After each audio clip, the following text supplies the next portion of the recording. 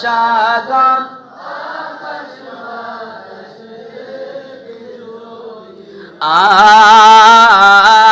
আয়ের সাগর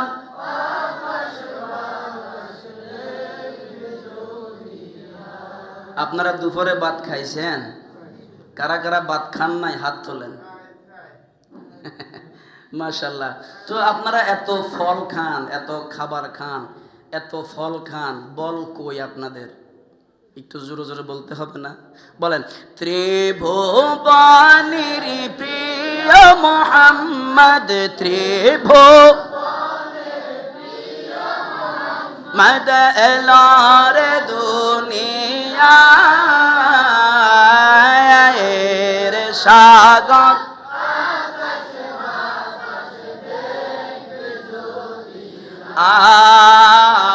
আয়ের সাগর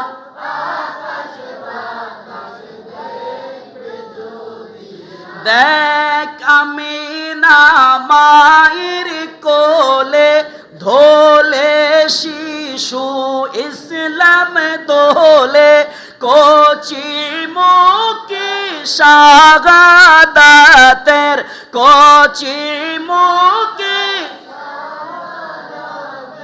বাণী সে শোনায়ের সাগর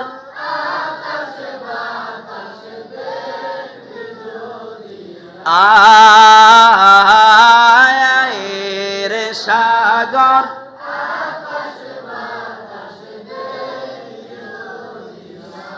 আল্লাহর নবী নবীজি আমার জিবরাইল বললেন, ইয়া রাসূলুল্লাহ, ইয়া হাবিবাল্লাহ, হুজুর গো আপনি বুরাকের মধ্যে ওঠেন। আমার নবীজি বুরাকে উঠলেন।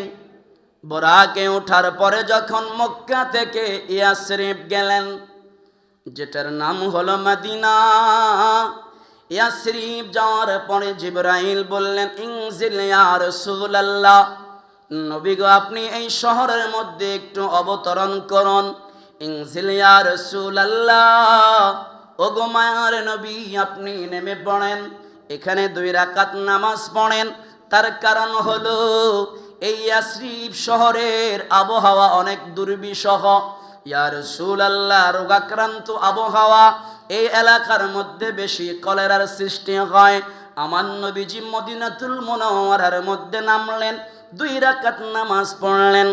নামাজ পড়ার পরে নবীজি আমার ইয়াসরিববাসীর জন্য দোয়া করলেন।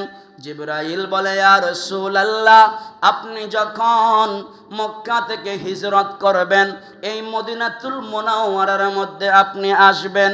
নবীজি আমার দোয়া করলেন, ওই দোয়ার বরকতে সাথে সাথে ইয়াসরিব শহর থেকে আমার আল্লাহ জটিল কঠিন বিমারগুলি, কলেরা বসন্ত রোগগুলি ওই ইয়াসরিব থেকে দূর করে দিয়েছেন। জোরে কান সুবহানাল্লাহ। আমার নবীজি দোয়া করলে কবুল হয় কি হয় না? আরো জোরে বলেন, কবুল হয় কি হয় না? নবীজি আমার ইয়াসরিবের মধ্যে 2 রাকাত নামাজ পড়ল। নামাজ পড়ার পরে বন্ধু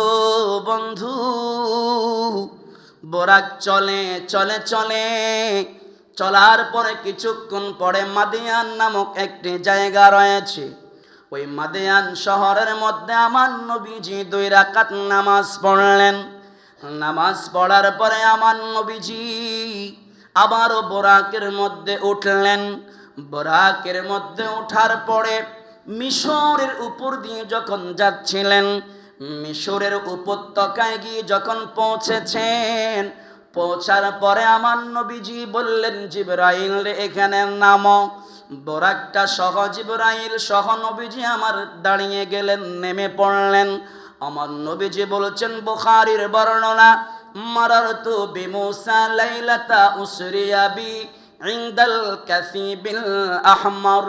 আমার নবীজি বললেন, আমি দেখতে পাইলাম একটা কবর দেখা যায়, হুয়া কাইমুন ইউসাল্লি ফি কবরিহি।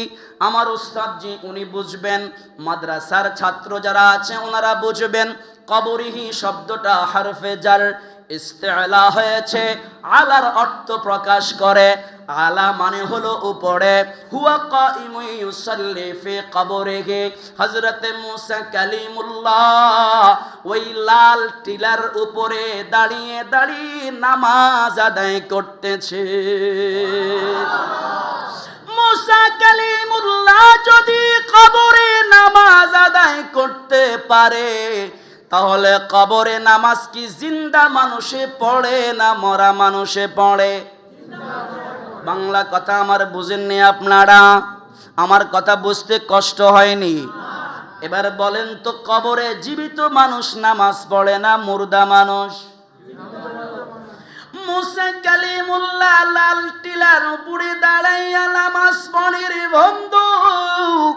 আমার নবীজি বলেন, আমি যখন বাইতুল মাকদিস, এখানে এই বাইতুল মাকদিসটাকে তিনটা এরাব দিয়ে পড়া যায়।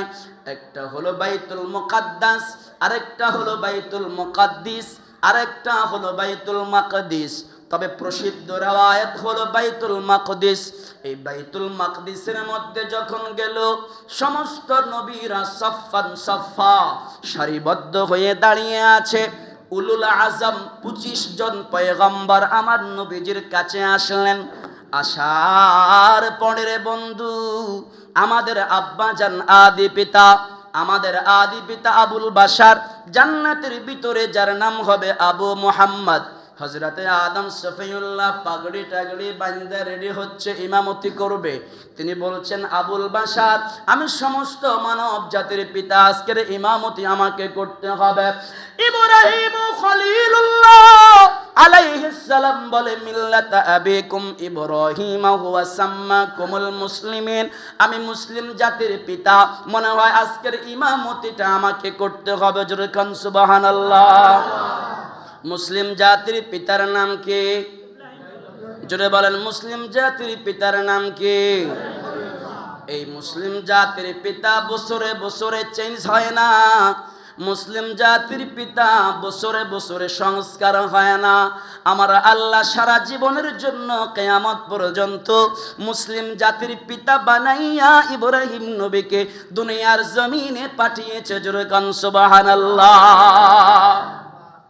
আমার ভাইরারি, ও বন্ধুরা, বাবা জেরা, আল্লাহর নবী বাইতুল মাকদিসের মধ্যে জিবরাইল আলাইহিস সালাতু ওয়াস সালামকে আল্লাহ নোটিশ পাঠাইলেন।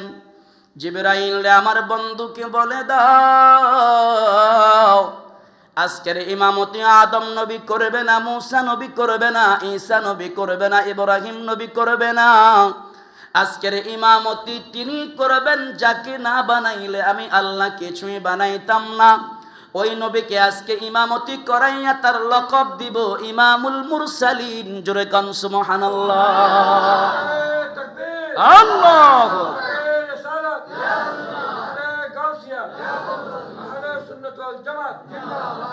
ভাইরা আমার, একটু বুঝবেন, একটু বুঝার চেষ্টা করবেন। কিছুক্ষণ আগে আমার নবী দেখলেন মুসা কালিমুল্লাহ কবরে কি পড়তেছেন? নামাজ পড়তেছেন। যেই মুসা নবী কবরে নামাজ পড়তেছেন, ওই মুসা নবী বাইতুল মাকদিসে এসে হাজির হয়ে গেলেন। আমার নবী